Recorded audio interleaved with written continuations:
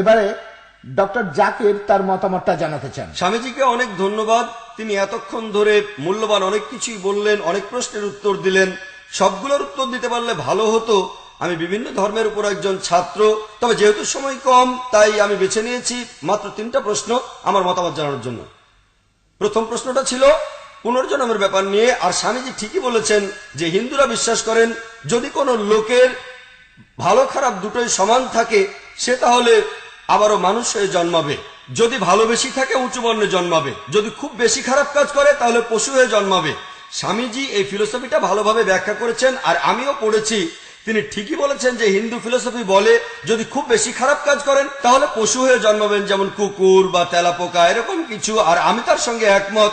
আমি এখন একটা জিনিস পরিষ্কার করতে চাই যে বর্তমানে খারাপ জিনিস বাড়ছে, গোটা পৃথিবীতে খারাপ জিনিসটা বাড়ছে। এখন আমি একজন বিজ্ঞান মনস্ক যুক্তিবাদী মানুষ হিসেবে প্রশ্ন করছি, যদি খারাপ জিনিস বাড়ে মানুষের সংখ্যা তাহলে কমা উচিত। কিন্তু পৃথিবীর অবস্থা আমরা জানি, পৃথিবীতে মানুষের সংখ্যা দিন দিন বেড়েই চলেছে। তাহলে কিভাবে এটাকে মেলাবেন? যেহেতু আমি বিভিন্ন ধর্মের একজন ছাত্র, হিন্দুইজম সম্পর্কে জানতে আমার ভালোই লাগবে। আপনি পুনর্জন্মের থিওরিটা এখানে কিভাবে মেলাবেন? যখন খারাপ জিনিস বাড়ছে পৃথিবীর জনসংখ্যা তাহলে কমা উচিত, কিন্তু বাস্তবে পৃথিবীর জনসংখ্যা দিন দিন বাড়ছে। এটা আমার মতামত। আপনি চাইলে উত্তর দিতে পারেন, নাকি আগে দ্বিতীয় প্রশ্নটা সম্পর্কে বলবো? আমি বলছি এক এক করে। আমি আরেকটা অনুষ্ঠানে যাব, আমার দেরি হয়ে যাচ্ছে। আচ্ছা দাঁড়ান, এটা নামাই।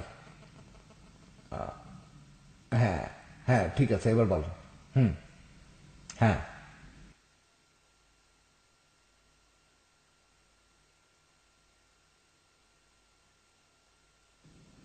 Silence please.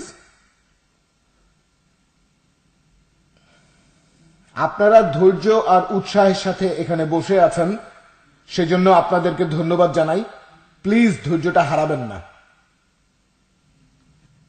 আমার মতে এটার গুরুত্ব খুব কম। এই পৃথিবীতে পশু পাখির সংখ্যা আসলে এত বেশি, ওদের কেউ হয়তো পরের জন্মে মানুষ হয়ে এসেছে, এভাবে বেড়ে গেছে। আমরা এখানে একেবারে চূড়ান্তভাবে এমন কোনো সিদ্ধান্ত নিতে পারি না। এটা আসলে একেবারে গুরুত্বহীন। আমি ডক্টর নায়েককে অনুরোধ করব এরকম প্রশ্ন না করার জন্য। এটা গুরুত্বহীন। আমি আরেকটা আর কোনো পয়েন্ট?